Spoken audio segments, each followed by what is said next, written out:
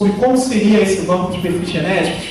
Olha, a gente está criando, o Brasil está criando, a Polícia Civil tem uma unidade de perícia que participa desse banco, como é que a gente vai fazer esse banco? E aí algumas coisas muito interessantes, olha aí. A Polícia Civil do Estado do Rio não desejava ser a única responsável por resguardar tais informações. Eles queriam criar uma espécie de duplicidade de informação para que, chave e fechadura, que a informação total só fosse possível com a união de informações que estavam na perícia com a união de informações que se mantivessem, por exemplo, no serviço penitenciário. E não é o que a lei diz. A lei fala sobre o órgão de perícia oficial ser o responsável por isso. Tá? Então, queriam criar um mecanismo de desidentificação, queriam botar esses dados numa sala cofre, aí tudo bem, segurança, mas você percebia que havia uma espécie de não tem outra palavra, um medo de lidar com essa informação. Tá? Talvez isso esteja muito vinculado à própria desconfiança que as pessoas têm com relação à polícia. O Felipe tocou um pouco nisso. Em Portugal, mostraram isso no início, que o judiciário como responsável seria o mais correto, uma vez que havia desconfiança sobre a polícia. Tem pesquisas mostrando isso. Fala. Nem o judiciário seria uma entidade, por acaso houve um inquérito, mas tinha uma questão assim, quem deveria ter a custódia dos nossos dados? E a grande maioria, a esmagadora maioria, apontaram precisamente o Luís Príncipe. Entendi. Mas a perícia... Não é outra polícia. Sim. Aí a gente entra também na discussão de novo da autonomia de uma perícia. Tá? Mas certamente a perícia é uma desconfiança. Há uma pesquisa mais recente. Cadê o Vitor? Ele foi embora? Eu mostrei para ele, inclusive botei no meu trabalho, uma colocação de uma pesquisa recente mostrando um incremento da confiança na polícia em detrimento da confiança no judiciário. Talvez, no Brasil, talvez muito voltada a algumas mazelas que a gente ouviu nos últimos tempos sobre juízes. É juiz com um carro importado que tinha sido apreendido, é juiz... Então isso pode estar pesando, a gente sabe que esse tipo de pesquisa é muito provocado pela mídia. Então talvez isso esteja pesando alguma coisa. Mas essa era a realidade. Outra pergunta, ou outras perguntas a serem respondidas. Quais informações devem ser adicionadas? Amostras de DNA e informações genéticas podem ser usadas para outros propósitos? Vamos lá. Bom, a legislação brasileira nesse tocante, ela foi acompanhou bastante o que há no mundo inteiro sobre dados genéticos. A gente viu, especialmente, a Declaração Internacional sobre Dados Genéticos.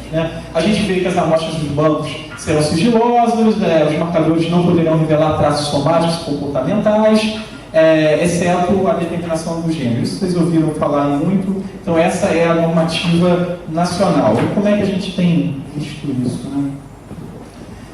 No contexto amplo, isso também a gente discutiu um pouco agora na aula da genética, a gente vê que no início o CODES tinha um determinado número de locais e que vem sendo incrementado. Na verdade, apesar da gente limitar a não ter características físicas, comportamentais, a gente vem aumentando o número de regiões genéticas analisadas e eventualmente a serem adicionadas no banco de perfis genéticos. Esse aumento no número de locais genéticos analisados, eles têm alguns motivos. Na verdade, à medida que você vai inserindo perfis, você vai percebendo que às vezes aquele número de locais não é suficiente para diferenciar pessoas. Então você tem que reduzir a probabilidade de um perfil apresentar correspondência com duas pessoas diferentes, aumentar a compatibilidade internacional. Essa é uma discussão também, não sei se todos estão acompanhando, mas a gente não faz essa troca de informações com outros países, diferente do que vem acontecendo já na Europa. E aumentar o poder de discriminação para ajudar casos de pessoas desaparecidas. Então há um motivo. A escolha de novos locais deve obedecer a algumas regras, não associação a características de interesse médico, tem a ver com a coisa também das características físicas, comportamentais. Tem um poder de discriminação importante, baixa taxa de mutação, ausência de linkage, falei lá na aula da genética, quer dizer, esses locais eles não podem ser dados em blocos juntos, tem que ser dados separadamente. Uso pela comunidade internacional e cumprimento de padrões de qualidade do FBI. Porque há diferenças significativas no cadáver à medida que ele vai sofrendo transformações. E aí o que acontece? Às vezes a pessoa fala uma característica, uma cor de pele, que não tem nada a ver com o que era aquela pessoa na vida. Então isso às vezes fica meio perdido. Inclusive a gente acha discrepâncias interessantes quando se pergunta ao solicitante do exame e quando se pergunta ao familiar. Às vezes, cor de pele, tipo de cabelo, sei lá o quê, mostra diferenças significativas entre o que está registrado na polícia e o que o familiar fala. Além disso, a gente sabe aqui no Brasil, devido à miscigenação, a gente passou a criar uma infinidade, uma nuance quase que infinita de cores de pele, de tipos de cabelo, e isso às vezes na fala reflete uma diversidade maior ainda. Então coisas como marrom bombom e coisas desse tipo aparecem. E aí você fica complicado em citar esses metadados ou garantir que esses metadados tragam uma verdade ainda.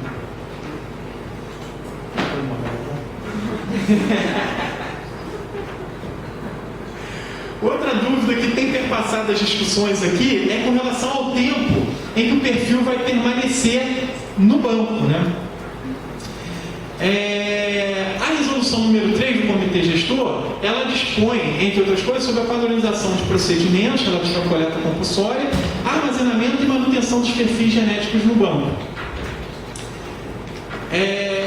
Nesse contexto, fica clara essa necessidade de despacho da autoridade para determinar a coleta, tá? Em princípio, o sujeito submetido à coleta deve ser informado sobre essa fundamentação legal, tá lá descrito na resolução, tá? E em caso de recusa, isso deve ser informado a quem solicitou a coleta. Essa aí era uma posição que eu já achava ideal, já antes de ter a própria lei, e que o pessoal da rede não entendia muito bem assim. Só que, felizmente, hoje eles já entendem. Então, a coleta, que é uma descrição da coleta, só que a questão é até quando isso vai ficar. Essa colocação que eu estou fazendo para vocês sobre... Eu já ter pensado, quer dizer, lógico que eu sou o primeiro a pensar nas coisas, mas de qualquer maneira, dentro desse contexto, eu já tinha levantado essa discussão antes mesmo de lei, muito menos e muito mais, muito anteriormente àquela resolução. Eu até publiquei nesse trabalho aí. A gente fez um trabalho a partir de 2010, que foi quando houve o primeiro curso lá, ainda nem se pensava exatamente no banco, em estabelecimento do banco, queria se fazer, mas não tinha o estabelecimento, e a gente fez esse trabalho aí, que mostrava, entre outras coisas, que a maioria do pessoal que vai doar no IPPGF está desacompanhado de advogado, o que é diferente, por exemplo, do doador no Departamento de Polícia Federal, onde a maioria está acompanhada do advogado. E aí, em princípio, tem alguém ali para garantir os direitos daquela pessoa. Lá no PPGF, como deve acontecer em outros estados, talvez até de forma mais radical em outros estados, porque eu estou falando do Rio de Janeiro, né, que em princípio é um estado, um dos estados que desponta no Brasil. Então a gente tinha a maioria desacompanhada de advogados, a pessoa é completamente vulnerável do ponto de vista cultural, ela não tem a menor ideia, se falou muito do princípio de não se autoincriminar, a pessoa não tem a menor ideia do que é isso. A pessoa muitas vezes não entendia o termo de consentimento, tá? Eu avaliei também se as pessoas, o grau de entendimento de termo de consentimento, e as pessoas não entendiam o termo de consentimento. Isso implicou numa mudança do nosso termo de consentimento. Foi quando eu também tornei o termo mais fácil de entender e introduzi questões como, por exemplo, que aquele material pode ir para o banco, e olha, a pessoa pode dizer que aceita ou não certas coisas e eu risco aquilo. Não, mas eu não quero que vá para o banco. Beleza, então eu risco que aquele não vai para o banco de maneira nenhuma. Tá? Eu não aceito que seja utilizado para estatísticas, para determinar a frequência elétrica. Eu risco e o material dele não é utilizado. E aí, mesmo com toda essa vulnerabilidade, a gente percebeu que as pessoas doavam, as pessoas assinavam um termo de consentimento. Quer dizer, um termo de consentimento nessas condições não é termo de consentimento. A pessoa não está consentindo com nada, ela está aceitando. Né? Então já levantava essa necessidade que o Comitê Gestor fala agora, que eu acabei de colocar aqui, na resolução número 3 de 2014, o Comitê Gestor começa a dizer que a pessoa precisa ser informada sobre o que vai acontecer com ela e que se ela não quiser doar, não coleta, informa à autoridade. A gente já fazia isso, eu já falava isso, a gente já tinha um termo de negação de que não queria doar, tá? Mas a ideia de muitos membros da rede, inicialmente, era uma ideia bastante radical de que se alguém tem que levantar os direitos dele, seja o advogado dele. Se alguém, sei lá, ideias que a gente vê hoje, quer dizer, não, hoje já se via, mas hoje eles mesmos veem assim, são muito radicais. Tá? Olha só isso aqui. Tiveram doadores lá nessa época da pesquisa que acreditavam que aquele material poderia ser usado para diagnosticar doenças. Tiveram doadores que achavam que iam doar, isso acontece até hoje, o mesmo material da amostra questionada. Então, se era um caso de estupro, o suspeito ia ter que doar o esperma. A mulher que doaria uma referência à vítima teria que doar, fazer de novo um exame ginecológico. Acreditavam nisso e por isso, às vezes, até se negavam a doar. Então, esse é o tipo, essa é a clientela que a gente tem. Tá? Fala das perguntas comuns e a justiça Ela está falando, ela está comentando aqui, que eu falei no curso, que quando a gente abre para a conversa, para o diálogo com essas pessoas, para permitir que de alguma forma elas realmente consintam de forma esclarecida, surgem questionamentos que você nem esperava. Eu estava comentando que um sujeito me perguntou qual era a voltagem do equipamento que fazia a separação dos alelos. Eu falei, em princípio não parece sem sentido, mas poderia ser uma dúvida dele e que se isso facilitava ou permitia que ele consentisse de forma esclarecida, beleza, a gente ia informar ele isso aí.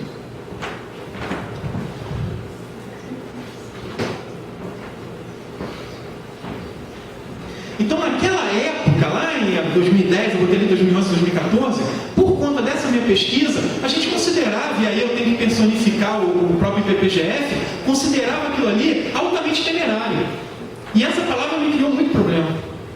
Considerava temerário começar um banco de perfis genéticos onde as pessoas que estivessem doando não soubessem por que estavam doando, para que estavam doando, etc.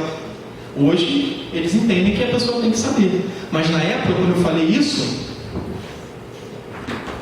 algumas pessoas me trataram com uma certa, vamos dizer que foi hostilidade, uma animosidade qualquer, mas tudo bem, não era algo interessante aos entusiastas da formação de um Banco Nacional de Perfis Genéticos, né? Mas, felizmente, tudo tem seu tempo, né? Precisa que alguém fale para que, de repente, daqui a alguns anos, comecem a pensar de forma mais completa, né? Então, ali é o que está ali, ó. Isso configurou um grande embate, do próprio IPPGF, personificado pelo Rodrigo, né, e a Rede Nacional de Perfis Genéticos, né?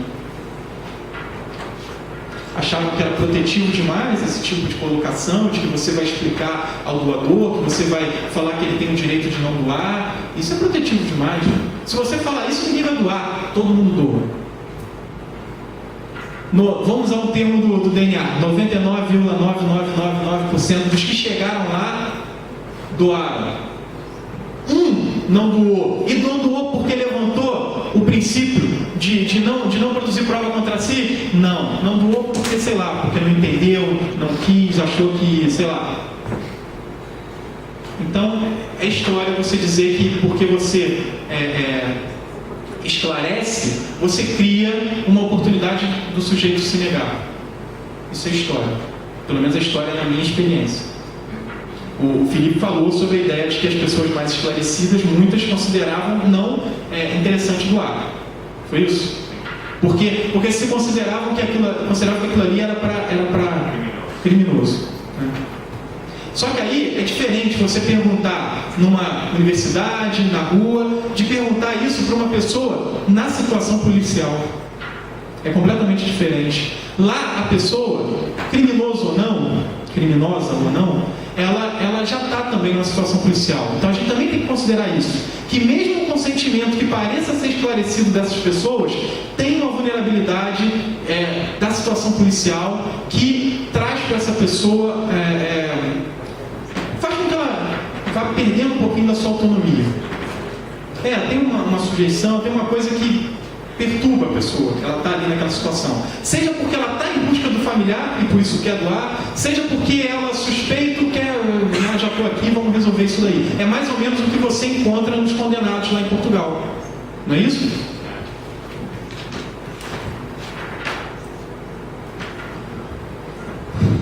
Outra coisa é que a resolução número 3, ela também veio com a ideia de padronização de metodologias, tá?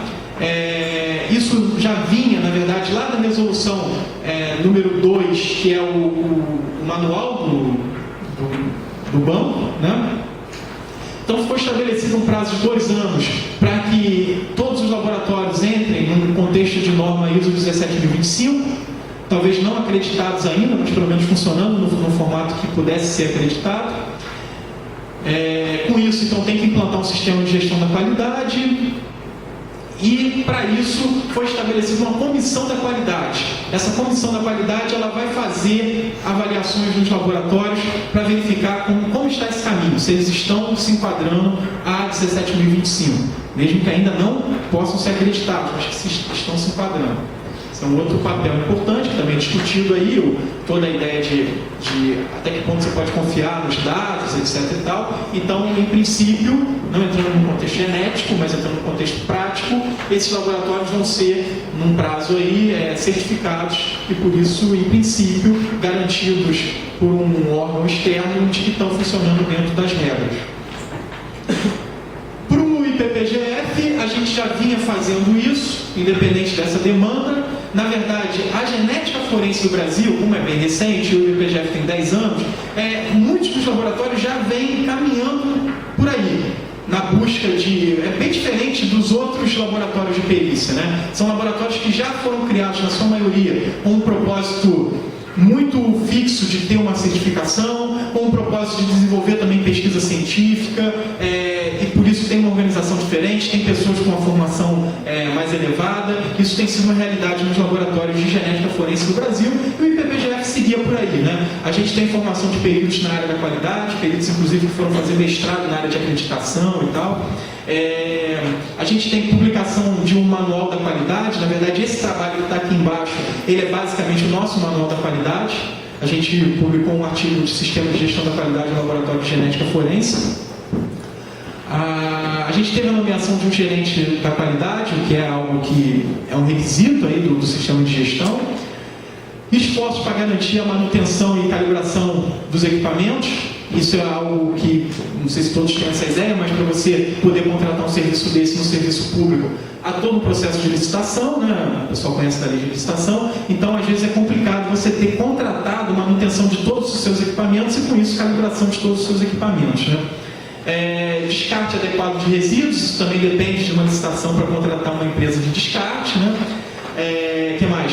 Construção de procedimentos operacionais padrões, arquivamento de documentos, registro de atividades e não conformidades que eventualmente venham a acontecer. Então a gente já vem fazendo isso. É lógico que a própria estrutura do laboratório está envelhecendo, a gente está com 10 anos, então as coisas vão ficando talvez um pouquinho mais feias estruturalmente, mas a gente vem tentando manter a qualidade necessária para obter uma certificação e que agora vai ser demandada para os laboratórios que estão na rede, né? Na verdade, essa demanda é antiga. Essa demanda é até anterior ao próprio manual. Essa é uma demanda para os laboratórios participarem dessa rede. Tá? Então, tinha algumas coisas antigas já, de que o gerente, o diretor, ou fosse uma pessoa com mais de tantos anos de experiência, que tivesse pelo menos, acho que especialização na área de genética, ou que tivesse doutorado. Então, já tinha alguns requisitos que são antigos sobre a constituição desses laboratórios. A gente tem tido alguns questionamentos também interessantes que batem nessa questão da certificação. Por exemplo, pode-se inserir no Banco Nacional perfis produzidos por laboratórios externos? A gente teve essa demanda já, pelo menos umas 2 vezes. Uma vez numa situação complicada, que foi um grande desastre de massa, e aí a gente teve um laboratório fazendo referências.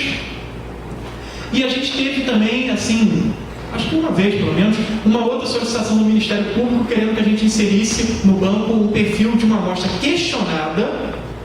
As referências eu penso de forma mais simples. Só que a amostra questionada, o Ministério Público me pediu para inserir uma amostra questionada que foi tipada pelo laboratório da UERJ, a Universidade do Estado do Rio de Janeiro.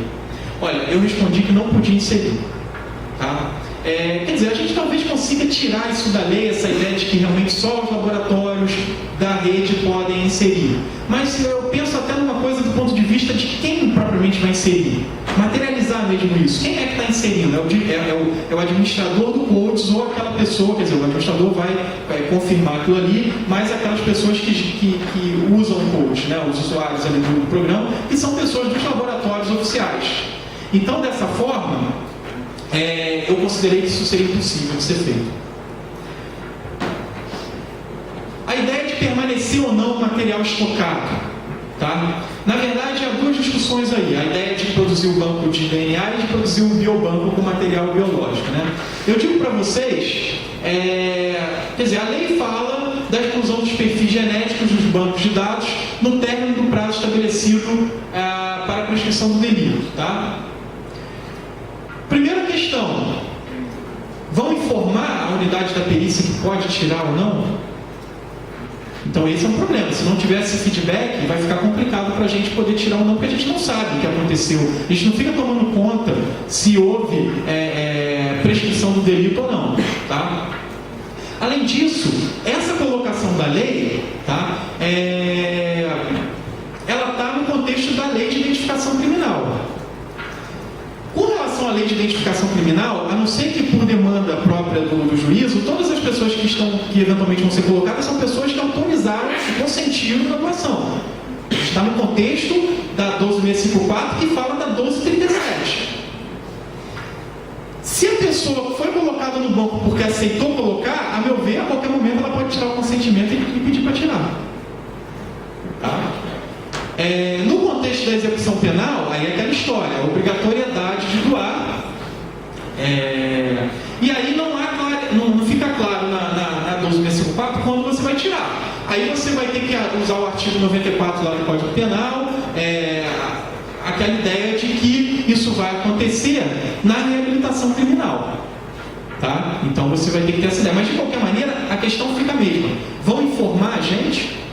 Nesse caso, o sujeito tem que pedir em juízo, né? Para tirar os dados. Se ele obedecer aqueles requisitos, moradia no Brasil, provar que cumpriu com a pena, que pagou eventualmente tem vários requisitos. Ou que não pode cumprir aquilo. Então ele tem que pedir. Nesse caso é muito mais fácil, porque o juiz vai receber o pedido e vai autorizar ou não, então talvez mande um ofício para o laboratório para poder tirar. Porque senão a gente não vai saber nunca. São órgãos diferentes. A gente precisa ser informado. Esse feedback, para mim, com a justiça, está sendo o maior problema. Tanto no contexto da coleta dos condenados, quanto no contexto futuro de retirada desses dados. No caso do suspeito, você falou que tem que pedir o consentimento? Não, a ideia é a seguinte. Quando não se fala em condenados, a gente está falando de identificação criminal. Isso aí. A identificação criminal do civilmente identificado só vai acontecer por determinação judicial, né? Nesse caso, tudo bem. Em princípio, pode-se entender que não dependa de consentimento. A meu ver, depende também, mas vamos entender que...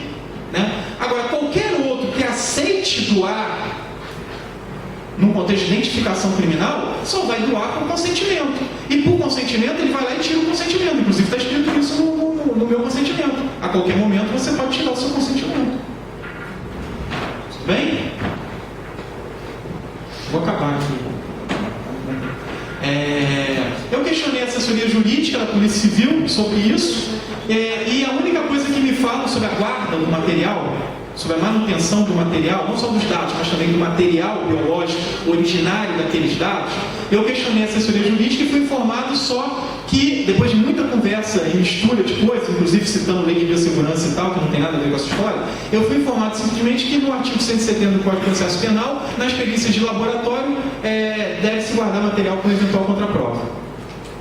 Então eu preciso guardar, nesse caso, o material original, além dos dados, etc. e tal. Na verdade, a gente tem 3 momentos. Eu guardo o material original, guardo o DNA extraído, guardo os dados gerados. Tá, concretamente, eu guardo, vamos pensar num cadáver, tá? Eu guardo um fragmento de osso, eu guardo o DNA que eu tirei do osso e guardo o perfil genético gerado a partir desse DNA. Isso cria um problemão, tá? Aí, há algum tempo, eu peguei um material que já não se prestava mais para o exame, porque é material biológico, material original. Mesmo guardado em câmara fria, etc e tal, depois de 5, 6 anos, aquele material se degrada, músculo se degrada. E aí eu enumei esse material todo. Informei que estava inumando tal e tal material, que tinha os resultados, que já tinham gerado laudos conclusivos, e que de qualquer maneira guardava ainda o DNA, porque podiam questionar uma nova possibilidade, novos marcadores, etc. Então eu tinha o DNA. Tá?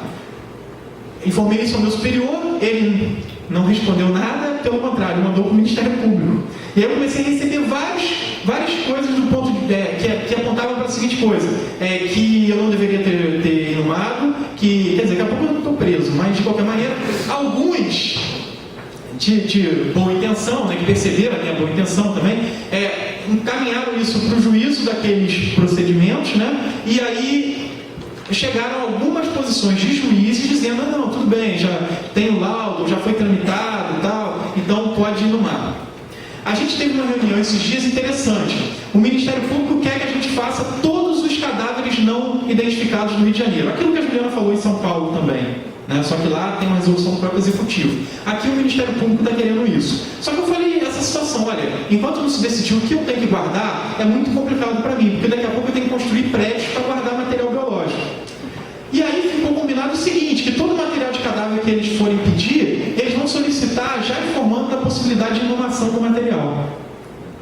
Então eu acabei criando uma possibilidade de não se estabelecer um biobanco, mas só o banco de perfis genéticos.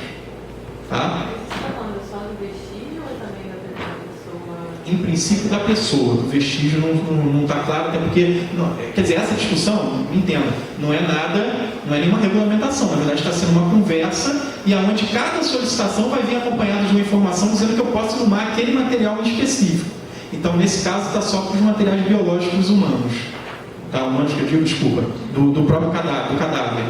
De interesse médico legal, e não de interesse criminalístico. Complicou ou melhorou? Mas não do suspeito condenado a 2 meses de cárcere. Você está falando. Ah, não, eu estou falando de material de desaparecido e tal. O material do condenado, mas é que uma coisa vai se refletir na outra, né?